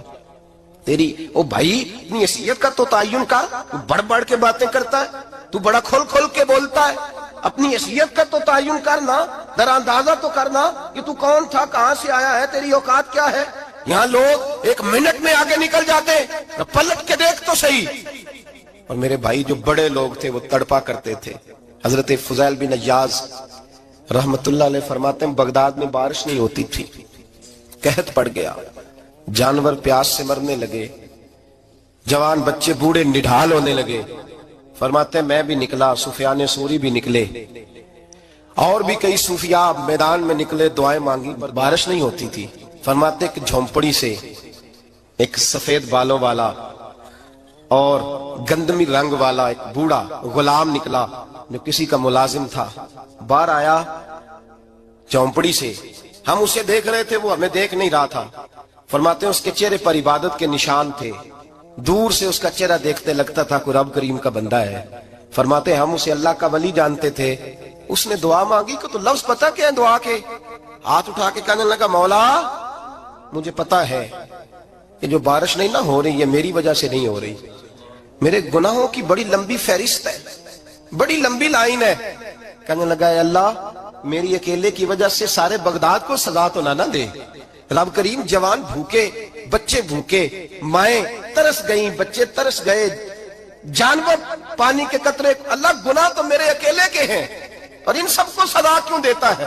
نہ میری سزا سب کو تو نہ دے، میری سزا صرف مجھے دے، ان کو نہ دے. کہتے ہیں ابھی اس کے ہاتھ اٹھے ہوئے تھے، دعا بول رہا تھا، رب کریم نے فوراً بارش عطا فرما دی. فرماتے ہیں کھل کے بارش برسی. میں نے لوگوں سے پوچھا پتہ کرو کس کا غلام ہے، کہا فلاں آدمی کا. حضرت فضیل بن عیاض کہتے ہیں میں شام کو گھر چلا گیا، اس کے آقا سے بات کی، خرید لیا۔ میں جب اس کو خرید کے لایا، گلی میں جا رہے تھے تو مجھے کھڑا کر کے کہنے لگا فضیل میں نکما سا آدمی ہوں، بال بھی سفید ہے، مجھ سے تو زیادہ کام بھی نہیں ہوتا، کیوں تو نے پیسے خرچ کیے؟ میں اس قابل ہی نہیں تھا، کیوں خریدا؟ تو حضرت فضیل ابن عیاض کہتے ہیں میں نے اس کو کہا کل جو تو نے دعا مانگی تھی تو نہیں دیکھ رہا تھا، ہم دیکھ رہے تھے، تو مقبول ہے رب کریم کی بارگاہ کا، تجھے اس لیے خرید کے لایا ہوں، تو مقبول ہے۔ کہتے ہیں یہ لفظ سنے تو ٹھہر گئے، وہ کہنے لگے اچھا آقا مجھے 5 منٹ کا وقت ملے گا؟ میں نے کہا ہاں ہاں ضرور ملے گا۔ کہتے ہیں انہوں نے وہی نماز کی نیت باندھ لی، 2 رکعتیں پڑھی اور 2 رکعتیں پڑھ کے ہاتھ اٹھائے، کہنے لگے مولا تیرا اور میرا راز تھا، تو نے راز کیوں کھولا؟ اللہ مسترنا بستری کل جمیل، یا اللہ تیرے پاس پیارے پیارے پردے ہیں، ایک پردہ مجھے عطا کر دے، مجھے اپنا رکھ، مجھے لوگوں کے سامنے میرے پردے نہ کھول۔ آپ فرماتے ہیں یہ کہہ کہ وہ زمین پہ بیٹھے کلمہ شہادت پڑھا، ان کی روح پرواز کر گئی۔ میرے بھائی جو زیادہ پرہیزگار تھے، جو بڑے رب کریم کے بندے تھے، ان کے تو آنسو خشک ہی نہیں ہوتے، وہ تو تڑپا کرتے، صبح شامیں ان کی روح کے گزرتے تھے، اور رب کریم کی ناراضگی سے ڈرتے تھے۔ وہ کہتے تھے مالک کہیں ناراض نہ ہو جائے، کہیں بگڑ نہ جائے۔ میرے رسول کریم صلی اللہ علیہ وسلم کے صحابی کہتے ہیں ایک جنگ سے خوشخبری آئی، تو جو خوشخبری لانے والے تھے وہ حضرت عمر فاروق رضی اللہ تعالیٰ عنہ کے پاس پہنچے خوشخبری دینے۔ حضرت عمر رضی اللہ تعالیٰ عنہ کھڑے تھے، صحابی نے آ کے کہا عمر مبارک ہو۔ جناب عمر کچھ لوگوں سے گفتگو کر رہے تھے، بات چیت جاری تھی، کہا مبارک ہو، فتح ہو گئی۔ حضرت عمر کہنے لگے ٹھہر تو جا، اس سے تو بات کر لینے دے جس سے کر رہا ہوں۔ جب کہنا ٹھہر تو جا، وہ جو پیچھے کھڑے تھے وہ شرمندہ ہو گئے۔ اتنی سی بات ہے نا، چودھری تو بندہ بنتا ہی تب ہے جب 5-10 کی ایک دن کے اندر بےعزتی کر لے، پڑھا لکھا تو بنتا ہی تب ہے جو 10-15 کو جاہل کہہ لے، تو بڑا تو بنتا ہی تب ہے جو 5-6 کو نیچا دکھا لے۔ تو یہ ہماری ڈگریوں کا تو مزاج ہی بڑا مختلف ہے، ہم تو اعزاز والے ہوتے ہی تب ہیں جب کچھ چھوٹا ہوگا تو ہم بڑے ہوں گے نا، ہم تو چاہتے ہیں ہمیں کچھ چھوٹا ملے، کسی کو چھوٹا کر کے اس کے قد پہ سوار ہو کے بڑا ہونا چاہتے ہیں۔ اتنی سی بات ہی کہ ٹھہر جانا یار پہلے اس کی تو سن لینے دے۔ وہ شرمندہ ہو گئے صاحب، جب وہ شرمندہ ہو گئے تو سیدنا فاروق اعظم دوڑے گئے۔ صحابہ کہتے ہیں گارا تھا، کیچڑ تھا، اس گارے میں سر رکھا، سجدہ کرنے لگے، اٹھے، کہنے لگے مولا اپنے عمر سے ناراض نہ ہو جانا، یہ کل تک اونٹ چرایا کرتا تھا، آج تیری مخلوق کو شرمندہ کرنے لگ گیا ہے، یہ اپنی حیثیت ہی بھول گیا، اسے خبر ہی نہیں کہ یہ کیا تھا، یہ آج تیری مخلوق کو شرمندہ کرتا ہے۔ اللہ اپنے عمر سے ناراض نہ ہو جانا۔ وہ شخص کہتے ہیں پیچھے آ کے کھڑا رو رہا ہوں، میں نے کہا عمر کیا کر رہے ہو؟ فرمایا نہیں یار میں نے تجھے شرمندہ کیا ہے، یہ میں بھول گیا تھا کہ میں کیا ہوں۔ بھائی اپنی حیثیت کا تعین کریں، آؤ آج اپنی حیثیت کا تعین کریں، دیکھیں ہم کہاں تھے کہاں بیٹھے، پلٹ کے دیکھیں کیا تھے ہم کیا ہیں، راتیں کہاں گزرتی ہیں، صبح کہاں بیتتی ہیں۔ ایک لمحے کے لیے پلٹ کر اپنے ظلم، زیادتیاں، جھوٹ، غیبتیں، بے حیائیاں، اپنی زندگی کے امور کا اگر ہم یک نظر جائزہ لیں، پیچھے پلٹ کے دیکھیں تو حضرت جناب سیدنا غوث اعظم جیلانی رضی اللہ تعالیٰ عنہ فرمایا کرتے تھے اگر لوگ اپنے گناہ یاد کریں تو وہ پریشان ہو جائیں کہ ہمیں پانی کا قطرہ کیوں مل رہا ہے، وہ اگر اپنی غلطیاں یاد کریں تو انہیں احساس ہو کہ ان کا سانس کیسے چل رہا ہے۔ بھائی اگلی بات سنو گے تو اور حیران ہو جاؤ گے۔ حضرت غوث اعظم رضی اللہ تعالیٰ عنہ فرمایا کرتے، آپ فرمایا کرتے کہ اب خیال آتا ہے، اب سوچ آتی ہے کہ رب کریم نے کتنی ڈھیل دی ہوئی ہے، ہم ہیں کہ سمجھتے ہیں یہ میری عقل مندی کا کمال ہے کہ مجھے سارا کچھ نافرمانی کے باوجود بھی مل رہا ہے۔ بھائی خشیت الہی پیدا کریں، جتنا بندہ بڑا ہوتا تھا اس کے دل میں خوف بھی اللہ کا وہ جانتا تھا۔ حضرت امام اعظم ابو حنیفہ بیٹھے تھے تو ایک بی بی فتویٰ پوچھنے آئی، بی بی روز خاوند سے مطالبہ تو کرتی ہے، فلاں چیز چاہیے فلاں چیز چاہیے، اللہ کرے وہ یہ مطالبہ کرنے لگ جائے کوئی شے نہیں چاہیے، جو چاہیے حلال کا چاہیے۔ آمین تو کہہ دیں، اللہ کرے بی بی یہ مطالبہ کرنے لگ جائے سوکھی روکھی چاہیے پر چاہیے مجھے جائز دینا، بے شک ایک وقت دینا، اللہ کرے یہ مطالبہ ہونے لگ جائے۔ شب برات کی بڑی مقدس رات، اللہ کرے اس رات یہ مطالبہ ہونے لگ جائے۔ ایک بی بی آئی خاتون، چرخہ کاٹتی ہے، سوت بناتی ہے، حضرت امام صاحب سے مسئلہ پوچھنے آئی۔ کیا مسئلہ پوچھا اس نے؟ کہنے لگی حضرت جی میں نا رات کو اپنی چھت پہ بیٹھ کے چرخہ کاٹتی ہوں، سوت بناتی ہوں، 14ਵੀं रात का चांद जब चढ़ा होता है तो उसकी रोशनी में मैं चरखा काटती हूँ। कई दफा ना बादशाह का लश्कर मेरी गली से गुजरता है, बड़े बड़े लालटेन उन्होंने पकड़े होते हैं, बड़े बड़े रोशनदान, बड़ी बड़ी उनके अंदर रोशनी होती है। तो हजरत जी कई दफा ना वो जब गुजरते हैं तो उनकी रोशनी में भी मैं कुछ सूत बना लेती हूँ। मसला ये पूछना था कि उस रोशनी में मैं जो सूत बनाती हूँ उसकी कमाई मेरे लिए जायज है कि नाजायज है? उसकी रोशनी में हजरत इमाम आज़म ने अल्लाह अकबर का और छम छम आंसू गिरने लगे। हजरत इमाम साहब ने अपना गिरेबान पकड़ा और खींचा, कमीज फट गई। कहने लगे बीबी मसला छोड़, तू पहले बता तू है कौन, कहां से आई है, कौन है, बता। तो कहने लगी मैं हजरत बिशर आफी की हमशीरा हूं, मैं हजरत बिशर आफी, वो जो दरवेश नंगे पैर नहीं फिरता रहता बगदाद की गलियों में, मैं सजीम भाई की बहन हूं, बिशर आफी की हमशीरा हूं। तो हजरत इमाम आज़म फरमाने लगे कोई और बीबी आती तो उसके लिए जायज था, क्योंकि वो जानबूझ के तो किसी की रोशनी नहीं इस्तेमाल करती, खुद आती है। कोई और आती तो जायज था, तेरा मकाम बड़ा है, तेरे लिए जायज नहीं, लिए जायज नहीं तो अपनी हैसियत का तायुन कर, ये तेरे लिए दुरुस्त नहीं।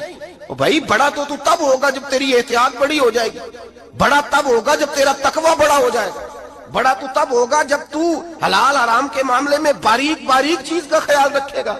और अगर तू कोई खैर है देखी जाएगी, सारी दुनिया कर रही है, सारी जमाना कर रहा है, फलां भी कर रहा है, वो खुदा के बंदे ये किस तरह का मामला है, ये किस तरह की जमहूरियत है? अपने आप को समझाएं, मेरे अजीज खशियत वाली जिंदगी पैदा करें, तकवे वाली जिंदगी पैदा करें।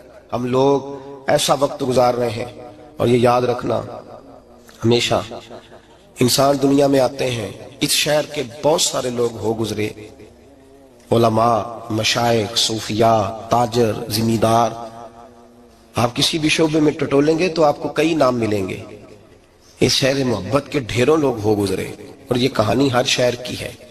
आज मैं और आप यहाँ बसते हैं, कुछ वक्त के बाद हम दास्तान होंगे। इमाम शाफी रहमतुल्लाह अलैह फरमाते हैं मैं एक शहर से गुजर रहा था तो मेरे पैर को ठोकर लगी, मैंने जमीन खोदी तो एक खोपड़ी निकली, खोपड़ी निकली तो उसके ऊपर ताज भी था। माते मैंने शहर के लोगों से पूछा ये क्या है, तो कहने लगे ये बादशाहों का कब्रिस्तान है, इसमें गरीब दफन तो नहीं हो सकता था, दफन तो बादशाहों का खानदान है, लेकिन अफसोस की बात यह है कि यहाँ मिट्टी डालने कोई नहीं आता। अब ये सीधी सड़क बन गया। भाई कभी पलट के देख, हजारों लोग आए, इस रोड से करोड़ों लोग गुजरे और मंजिल को चले गए, लोगों ने याद नहीं रखा। आप अपने हिस्से का अमल करने आए, ठेकेदार नहीं है कोई अपनी औलाद का, बाल बच्चे का, बहन भाई का। हक जरूर है, उनके लिए मेहनत जरूर करेगा, लेकिन उसको ये इजाजत नहीं है कि वो कहे कि मैं अब बड़ा जिम्मेदार हूं तो मैंने 20 करोड़ बैंक भर के जाना है। हजरत उमर बिन अब्दुल अजीज रहमतुल्लाह ताला अलैह के इंतकाल का वक्त आया तो अपने बेटों को बुलाया, फरमाने लगे बेटो तुम्हारा बाप बुज़दिल था, तुम्हारे लिए कुछ कर नहीं सका। अब्बा जी क्या हुआ? फरमाने लगे बेटे मैं बुज़दिल था, जहन्नम से डर गया, तुम्हारे लिए कोई बैंक बैलेंस इकट्ठा नहीं कर सका। मैं थोड़ा दिलेर होता, दोजख से ना डरता तो तिजोरियां भर के जाता।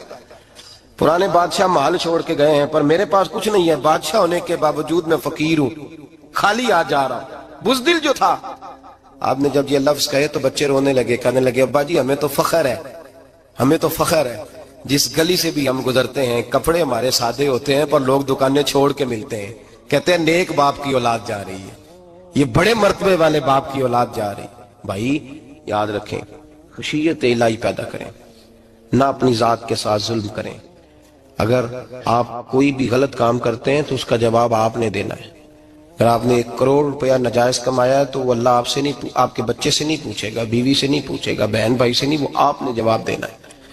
आपने अपने अमाल पर गौर करें। आज शब बारात है, मेरे नबी करीम सल्लल्लाहु अलैहि वसल्लम ने फरमाया कि मेरी उम्मत की इतनी बख्शिश होगी, मदीने में सबसे ज्यादा बनु कल्ब का कबीला बकरियां पालता है, उनकी बकरियों के बालों से भी ज्यादा अल्लाह मेरी उम्मत की बख्शिश फरमाएगा। इसको तौबा की रात कहा जाता है। तौबा का मतलब ये होता है कि अल्लाह मैं आज के बाद गुनाह नहीं करूंगा। तौबा का मतलब होता है कि मैं आज के बाद ये गलती, आपका मुलाजिम कितनी बार गलती करे तो आप रख लेते हैं, एक दिन में 100 दफा करे तो गुंजाइश है उसको रखने की, अल्लाह रख लेता है। کہتا تو توبہ کر. ہے گنجائش؟ میرا خیال ہے جو 10 بار بھی کرے اس کے لیے بھی گنجائش ہے، اس کے لیے بھی گنجائش ہے. استاد باپ ہوتا ہے، بچے سے غلطی ہو جائے تو کہتا تجھے ارجانہ بھرنا پڑے گا. بچے لگے نہیں ہوتے اسکولوں میں، جرمانے لگے ہوتے ہیں، چھٹی کا علیحدہ ہے، فلاں کام کا علیحدہ ہے، حالانکہ باپ ہے. بھائی اللہ فرماتا ہے تو توبہ کر. اور توبہ یہ ہے کہ میں آج کے بعد یہ گناہ، اس آدمی نے کل 5 نمازیں نہیں پڑھنی، اس کا آج توبہ کرنے کا کیا مطلب ہے؟ توبہ کا کیا مطلب ہے کہ میں آئندہ گناہ، تو جو سویرے 5 نمازیں نہیں پڑھنا چاہتا کہتا ہے کل زور نہیں میں نے پڑھنی، چلو فجر تک جاگنا ہے، فجر پڑھ لوں گا، تو اس نے توبہ کی ہے. کوئی مذاق ہے؟ استغفر اللہ استغفر اللہ استغفر اللہ، معاف کر دے. کیا معاف کر دے؟ سویرے تو مسجد آئے گا. بھائی آپ کسی جگہ، ہم سادے لوگ ہیں، دیہاتی لوگ، یہ ہمارا دیہات کا ماحول ہے. بچے کو مارتے ہیں نا مدرسے والے کو، تو ہم کہتے ہیں دوبارہ کرے گا، تو کیا کہتا ہے اگوں تو جو بچہ کبھی تسی تھپڑ دو مار لو میں سویرے پھر کرنا دے، تو اس کو معافی ملے گی؟ یہ کیسی معافی ہے کہ سویرے میں نماز نہیں پڑھنی زور کی لیکن یا اللہ معاف کر دے. یا اللہ، یہ جھوٹ ہے، یہ دھوکہ ہے، یہ مذاق ہے. مذاق نہیں کرے. اور بندہ کوئی سیانا ہو تو مذاق برداشت نہیں کرتا، اور معاذ اللہ استغفر اللہ، رب کریم کے ساتھ مذاق. یا اللہ میری توبہ، یا اللہ میری توبہ، یا اللہ مجھے معاف کر دے، یا اللہ معاف کر دے، اور سویرے جھوٹ پھر بولنا ہے اٹھتے ہی، تو یہ کیسی توبہ ہے؟ توبہ کا مطلب ہوتا ہے کہ میں توبہ کرتا ہوں آج کے بعد گناہ. تو توبہ کو سمجھے تو صحیح نا میرے بھائی، توبہ کو سمجھے. تمام صحابہ، چونکہ شراب حرام نہیں تھی تو ہر آدمی پیا کرتا تھا، جب حرام ہو گئی تو پھر کسی نے منہ نہیں لگایا. توبہ ہو گئی تو پھر ہو گئی، پھر معاملہ ختم ہو گیا. پھر کبھی قریب حضرت مرثد بن نبی مرثد البغوی رضی اللہ تعالیٰ عنہ حضور کے صحابی ہیں. آپ فرماتے ہیں میرے اندر ایک غلطی تھی، میرا بہت ساری خواتین کے ساتھ دوستانہ تھا. نبی پاک کی بارگاہ میں جب میں گیا، اسلام کی بائعت کی، تو حضور نے فرمایا تیری نظر جھکی رہنی چاہیے، خبردار کسی عورت سے تیرا، کہتے ایک نصیحت نبی پاک نے کی. آپ فرماتے ہیں میں نے اپنے دل کو اس طرح سمجھایا کہ عورتیں اگر میرے پاس آ کے کھڑی ہوتی تھی تو میرے اندر کا وجود کہتا تھا کہ ہو ہی نہیں سکتا میری توجہ جائے، اس لیے کہ توبہ کی ہے. اب دوبارہ ادھر توجہ جا سکتی؟ میرے بھائی توبہ کو اس کے مفہوم کے ساتھ توبہ کریں، جھوٹ نہیں بولیں، گناہ نہیں کریں. میرے رسول کریم صلی اللہ علیہ وسلم نے فرمایا استغفار پڑھا کرو، میں دن میں 100 مرتبہ استغفار کرتا ہوں. حضور کہتے ہیں میں دن میں، حضور 100 دفعہ دن میں استغفار کرتے. امام حسن کے پاس ایک شخص آیا، کہا میرے پاس اولاد نہیں، فرمایا استغفار پڑھ. ایک پھر آ گیا، اس نے کہا حضور میرے پاس روزی نہیں، فرمایا استغفار پڑھ. ایک اور آیا، اس نے کہا حضور بیماری بڑی ہے گھر میں، فرمایا استغفار کر. آپ کے صاحبزادے بیٹھے تھے، کہا ابا جی جو آتا ہے آپ استغفار ہی بتاتے ہیں. آپ فرمانے لگے جب کوئی بندہ توبہ کرتا ہے تو رب راضی بڑا ہوتا ہے. تو میں نے سب کو توبہ کا وظیفہ بتایا ہے، جس کی جو بھی مجبوری ہو اگر توبہ کر لے تو اللہ تعالیٰ اسے آسانی عطا کر دیتا ہے، اللہ اس پہ نظر رحمت کر دیتا ہے. اپنے آپ کو تبدیل کریں، نماز کو اس کی حقیقت کے ساتھ پڑھا کریں، اس کی حقیقت کے ساتھ نماز کو پڑھیں. 5 وقت مسجد میں حاضری دیں، چھوڑ کے سارے کام چھوڑ کے، باقی سارا کچھ بعد میں. آپ کا رشتہ لوگوں کے ساتھ زندگی کا ہے، موت کا نہیں ہے. آپ خود دیکھ لیں جن کے بزرگ چلے گئے وہ ڈیلی جاتے ہیں قبرستان، کل وہاں بیٹھتا ہے 2 گھنٹے جا کے. والد صاحب ہیں، دادا جی ہیں، نانا جی ہیں، دیکھا کبھی کسی کو صبح گیا ہو شام آیا ہو؟ یہی حال ہمارا ہوگا، بالکل کوئی نہیں جائے. اور پھر جب کوئی انتقال کر جاتا ہے نا تو کوئی یہ نہیں کہتا کہ ابا جی کو غسل دے لو، کہتے ہیں میت کو غسل دو. ماں آنکھوں کی ٹھنڈک ہوتی ہے لیکن کہتے ہیں لاش کو اٹھاؤ، جنازے کو اٹھاؤ. آپ کے رشتے ناطے ختم ہو گئے. اگر آپ ناراض نہ ہوں تو مجھے جنازے پڑھانے کا موقع ملتا ہے. 1-2 بات عرض کرتا ہوں، اس کے بعد ذکر کرتے ہیں، انشاءاللہ دعا ہوگی.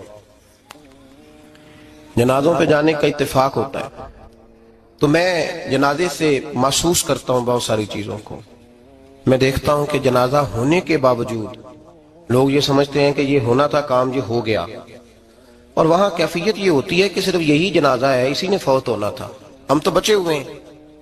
قرآن پاک سے محبت کرنا، قرآن پاک پڑھنے والوں سے پیار کرنا، قرآن کے مدارس کو آباد کرنا، یہ بڑا مشکل ہوتا جا رہا ہے. ہم ایک مدرسہ چلاتے ہیں، ہم محسوس کرتے ہیں کہ یہ بڑا کٹھن معاملہ ہے، بڑا کٹھن.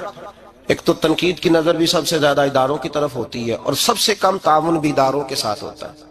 مجبوری کے ساتھ ادارے وقت گزارتے ہیں. اپنا رجحان مدارس کی جانب کریں اور دین سیکھنے کی طرف رجحان کریں. قرآن مجید صحیح پڑھنا سیکھیں, قرآن مجید صحیح سمجھنا سیکھیں. اور پھر میرے بھائی جو آیات آپ کو ضروری ہیں, نماز جنازہ ہے, وضو ہے, غسل ہے, آپ کے روزمرہ کے معاملات ہیں, وہ کسی اچھی کاری سے, اہل سنت کے کسی شخص سے ان کی درستگی کرائیں, اپنے معاملات پہ غور کریں, یہ ان کوتاہیوں سے باہر آئیں, قرآن پاک سے محبت کریں اور دین داروں کے ساتھ جڑیں. ایک گزارش آپ سے اور کرنی ہے, اس کو بھی کھلے دل کے ساتھ سنیے گا, کھلے دل کے ساتھ. یہ شب برات کی رات ہے اور میں ذمہ داری کا مظاہرہ کرتے ہوئے بات کرنا ضروری سمجھتا ہوں. آپ کسی پیر صاحب سے ملیں, کسی آستانے پہ جائیں, یہ کچھ گزارشات ہیں, بات میری ختم ہو گئی, وہ کر کے میں دعا کرنے لگا ہوں. تو شریعت اسلامیہ کا ضرور پاس اور لحاظ کریں. یہ دیکھیں جس صوفی کے پاس, درویش کے پاس, جس کو آپ پیر سمجھ رہے ہیں, اسے کوئی قرآن حدیث بھی آتا ہے, وہ کوئی سنت شریعت کا بھی پابند ہے. میری اپنی جماعت سے ہاتھ باندھ کے گزارش ہے, خدا را اب بس کر دیں. بڑی تباہی ہو گئی اور لمبی چوڑی ہو گئی, تھک گئے ہم کہہ کہہ کے. لوگ سمجھتے نہیں اس چیز کو. اعلیٰ حضرت فاضل بریلوی نے لکھا ہے, ادھر دیکھیں, اعلیٰ حضرت نے لکھا ہے کندھوں تک بال رکھنا جائز ہے, کندھوں تک, کندھوں سے نیچے رکھنا حرام ہے. کیسے اس شخص کو لوگ پیر مان لیتے ہیں جس نے داڑھی سنت سے چھوٹی رکھی ہوئی ہے, بال بڑے رکھے ہوئے, یہ ملنگ صاحب ہے. ان تماشوں سے باہر آ جائیں, اللہ تبارک و تعالیٰ کی بارگاہ کی طرف رجوع کریں. ہم دم کے قائل ہیں, درود کے قائل ہیں. میں سارا دن پتہ نہیں 20 تعویذ لکھ کے دیتا ہوں. ہمارے بزرگوں کا طریقہ ہے, یہ چیزیں جائز ہیں, ان کی شریعت میں اصل ہے, دلیل ہے, لیکن کل دین یہ نہیں ہے. اپنے آپ کو بچائیں اور علم کی طرف رجوع کریں, تقوی کی طرف رجوع کریں. ان ظالموں سے, بہروپیوں سے اپنے آپ کو بچائیں. اور میں ان لوگوں کو بھی دعوت فکر دیتا ہوں جو ہمیں روز آ کے کہتے ہیں یہ تمہارا پیر, تو یہ تمہارا پیر, جب ہم خود کہہ رہے ہیں ہمارا نہیں, تو ہم کسی شرابی کبابی کو اٹھا کے کہہ دیں یہ تمہاری جماعت کا بندہ ہے تو تم رکھ لو گے؟ کہو. ہم اگر کہہ دیں تمہاری جماعت یہ درس دیتی ہے تو تم مان لو گے؟ یہ کیا بات ہوئی؟ اگر کسی جماعت کا کوئی شخص غلط ہے, اور ہم درباروں والے نہیں, ہم تو مسجدوں والے لوگ ہیں. دربار تو ایک ضمنی چیز ہے, بن بھی جائے تو ٹھیک ہے, ورنہ تو میرے نبی پاک نے فرمایا ہر مومن کی قبر جنت کا باغ ہوتی ہے. تو اندر دربار ہی بنا ہوا ہے, جنت کھلی ہوئی ہے. اوپر بلڈنگ بننا اتنا ضروری کام, مہربانی فرمائیں ایک تو اپنے آپ کو دین کی طرف راغب کریں. رمضان شریف آئے گا, اپنی اصلاح کی کوشش کریں. اور جب کسی دینی مجلس میں جائیں تو روح کی دنیا لے کر کے جائیں, کچھ سیکھنے کے ارادے سے جائیں, کچھ درس لینے کے ارادے سے جائیں. جمعے پڑھیں, دروس سنیں, تو کچھ لینے کے ارادے سے جائیں اور دین کی خدمت میں اپنے حصے ڈالنے کی کوشش کریں. اس سے صرف چندے کا معاملہ نہیں, اس سے مراد یہ ہے کہ اپنی اولاد کو, اپنے بچے کو, اپنے آپ کو دیندار بنائیں. یہ آپ کا دین میں حصہ ہوگا, یہ آپ کا دین کے ساتھ تعاون ہوگا. آخری بات میرے بھائی آپ حضرات سے یہ ہے, اس کو ضرور سمجھیں. خواتین کو پردے کا پابند کریں, ان کو پردہ داری سکھائیں. پردہ شریعت میں ضروری ہے, اور جواب دہ عورت نہیں ہوگی, اس کا خامند ہوگا, اس کا باپ. اور اس کا اگر بھائی بڑا سربراہ ہے تو وہ جواب دہ ہوگا کہ عورت بے پردہ کیوں نکلتی ہے. تہذیب کے نام پر بد تہذیبی نہ کریں, خبردار کوئی ایسا کام نہ کریں جسے اللہ رسول ناراض ہو. ان کو پردے کا پابند کریں, بغیر برقعے کے, بغیر مکمل نقاب کے. بالکل عورت کو اجازت نہ دیں گھر سے نکلنے کی, سختی کریں. اور ان کو سمجھائیں کہ ہمارا تعلق یورپ کے ساتھ نہیں, ہمارا تعلق خاتون جنت حضرت فاطمہ الزہرا کے ساتھ ہے. ان کو پابند کریں. اور یہ میں ذمہ داری سے بات کہہ رہا ہوں, مرد ذمہ دار ہے اگر اس کی عورت با پردہ نہیں ہے, وہ ذمہ دار ہے, اور اللہ کی بارگاہ میں اس کی کوئی بات قابل قبول نہیں ہوگی. اور شب برات کی رات اتنے لوگ گواہ ہیں کہ یہ پیغام آپ کو پہنچایا گیا, آپ کو پہنچایا گیا. آسمان, زمین اور ہوا گواہ ہے کہ ہمیں یہ بات پہنچائی گئی کہ ہمیں ان کو پردہ کرانا ہے. ذکر ہوگا. ذکر کیا ہے؟ ذکر ہے اللہ کو یاد کرنا. اور میرے نبی پاک صلی اللہ علیہ وسلم نے ایک حدیث میں فرمایا, رب کا ذکر اس طرح کرو کہ لوگ تمہیں دیوانہ سمجھیں. یہ لوگ باتیں کرتے ہیں تو کھول کھول کے, اللہ کے ذکر کی باری آتی ہے تو تھک سے جاتے ہیں. تھک کے ذکر نہیں کریں, ذکر کریں تو پوری دل جمی کے ساتھ, سرور کے ساتھ, کیف کے ساتھ. اور آج کر کے تو دیکھیں بھلا ذکر میں ہوتا کیا ہے, یہ لذت کیا ہے, یہ کیف کیا ہے. میرے بچے چھوٹے مجھ سے کہتے ہیں ذکر لمبا کرایا کریں. بیٹا اکثر مجھے کہتا ذکر جو ہے نا وہ جب آپ بڑا لطف آتا ہے ذکر میں. ذکر تو ایک کیفیت ہے, لگ جائے تو اس کا ایک اپنا ذائقہ ہے. تو ذکر کریں اللہ کا, درود شریف پڑھیں. دعا کیا ہے؟ آج لائٹ کو بند کر کے جب ہمارے ہاں ذکر ہوتا ہے، دعا ہوتی ہے، تو ہمارے بزرگ یہ کہتے ہیں ہم ثابت یہ کرنا چاہتے ہیں کہ ہم مجمع میں نہیں بیٹھے، یا اللہ تیری بارگاہ میں بیٹھے ہیں، ہمیں تو ساتھ والا دیکھ نہیں پا رہا، دعا مانگے، اور اللہ سے مانگے تو کھول کے مانگے۔ اور آج اگر ہو سکے نا تو کوئی ایک آدھ قطرہ گرا ہی دے۔ میرے نبی پاک نے فرمایا محفل میں چند لوگ بھی رو پڑے تو سب کا کام بن جاتا ہے۔ آپ میں سے کوئی نیک آدمی ایسا ہوگا تو ہمارے جیسے کئی گناہگاروں کو ساتھ اللہ اس پہ فضل فرمائے گا۔